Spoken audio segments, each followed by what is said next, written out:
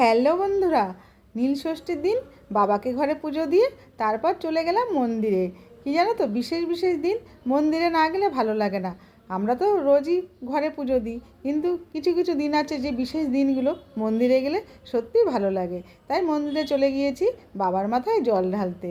তো এবার ভেবেছিলাম হয়তো বাড়ি আসা হবে না, কলকাতায় ছিলাম, তা বাবার ইচ্ছেতেই সব হয়। তো তারপর এলাম বাড়ি, এসে ঘরে পুজো দিলাম, মন্দিরেও যাচ্ছি পুজো দিতে। দেখো বন্ধুরা, মন্দিরে চলে এসেছি। তোমরা তো জানোই আমি এই মন্দিরেই পুজো দিতে আসি। গতবারও তোমাদের সঙ্গে ভিডিও শেয়ার করেছিলাম। তো চলে এসেছি এই মন্দিরে। এমন কোনো ঠাকুর নেই যে নেই, সত্যি এখানে আসলে মনে হয় যে স্বর্গে চলে এসেছি। সব ঠাকুর এখানে আছে, এতটাই সুন্দর জানো তো। তো এসে দেখো, মা দুর্গা থেকে মা কালী, মানে সবাই আছে এখানে। কে নেই, কার কথা বাদ দেবো, সব ঠাকুরই এখানে আছে জানো তো। তো এখানে এসে মানে পুজোতে ভীষণ শান্তি পাই নিজের মতো করে। তা আমরা এসেছিলাম তখন ফাঁকাই ছিল।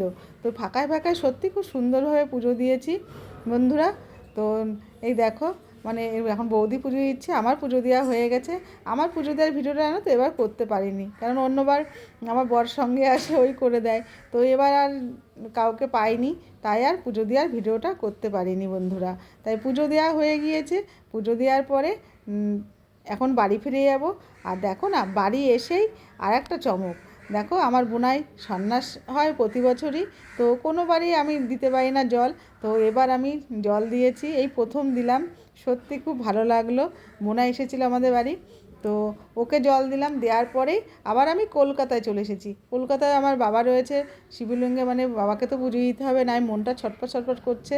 তারপর কলকাতায় চলে এসেই মানে রাত হয়ে গেছে আসতে, জানো তো বন্ধুরা। তারপর নিজের মতো করে বাবাকে পুজো দিলাম। সত্যি কি বলবো, বাবার ইচ্ছেতেই সব হয়, তার যদি ইচ্ছা হয় তার সব সম্ভব হয় জানো তো বন্ধুরা। কেননা আমি ভাবিনি যে বাড়ি যেতে পারবো। আর জানো তো, নীলষষ্ঠীর দিন মন্দিরে না গিয়ে পুজো না দিতে পারলে ভালো লাগে না। তাই দেখো না, বাড়ি গিয়েছি। বাড়িতে তো আমাদের শিবলিঙ্গ নেই, বাবার মূর্তি মানে দেখিয়েছি তোমাদেরকে প্রথমেই। তো বাবাকে পুজো দিয়ে তারপর মন্দিরে গিয়েছি, মন্দিরে পুজো দিয়েছি। এমনকি বোনাইও এসেছে, ও সন্ন্যাস হয়েছে। তো তারপরে ওর মাথায় জল দিয়েছি। দেওয়ার পরে দেখো, কলকাতায় এসে আমি যেভাবে পেরেছি সেভাবে বাবাকে একটু পুজো দিয়েছি। কেন বলো তো, রাত হয়ে গিয়েছিল তো আস্তে আস্তে। এবার কি করে বাজারঘাট করবো এখানে বুঝতেই পারছো তোমরা। তো বাড়ি থেকেই নিয়ে এসেছিলাম। বাড়ি থেকে বাবার জন্য যেটুকু যা আনতে পেরেছি সেইভাবেই নিজের মতো করে পুজো দিয়েছি বন্ধুরা। তো তোমরাও কে কে নীলষষ্ঠী করেছো আমি জানি, আমার সব বোনেরাই নীলষষ্ঠী করেছো। আর ভিডিওটা কেমন হয়েছে অবশ্যই জানাবে সবাই। দেখো, আমি বাবাকে স্নান করে বসিয়ে দিয়েছি। এবার দেখো, বাবাকে মালা পরিয়ে দিলাম। বললাম না, রাত হয়ে গেছে বলে কিছুই কিনে আনতে পারিনি বাড়ির থেকে। আর মা গুছিয়ে দিয়েছিল সব ফুল বেলপাতা সব কিছু, সেই সব দিয়েই মানে নিজের মতো করেই আর কি রাত্রে এসে পুজো দিয়েছি। আর পুজো না দিতে পারলে সত্যি আমি শান্তি পেতাম না। কি বলবো তোমাদের, পুজো দেওয়ার পর ভীষণ শান্তি পেয়েছি বাবাকে।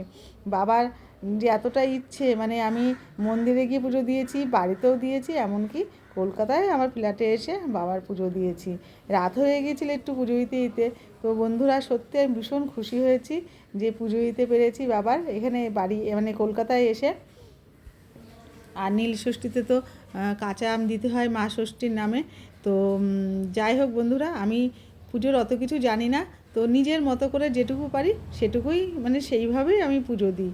তো তাও যদি কোনো ভুল হয় সবাই ক্ষমা করে দিও, কেননা আমি তো পুজোর অত কিছু জানি না। সত্যি নিজের মতো করেই আমি পুজো দিই। তো কেমন লাগলো ভিডিওটা বন্ধুরা অবশ্যই কিন্তু জানাবে। আমার ভিডিওটা যারা ফেসবুকে দেখছো অবশ্যই ফলো করে আমার পাশে থেকো বন্ধুরা। আর যারা ইউটিউবে দেখছো তাহলে আমাকে সাবস্ক্রাইব করে আমার পাশে থেকো। আর কেমন লাগলো ভিডিওটা অবশ্যই জানাবে। আবার দেখা হবে অন্য কোনো ভিডিওতে। ততক্ষণে সবাই খুব ভালো থেকো, সুস্থ থেকো, পরিবারের সবাইকে সঙ্গে নিয়ে। টাটা।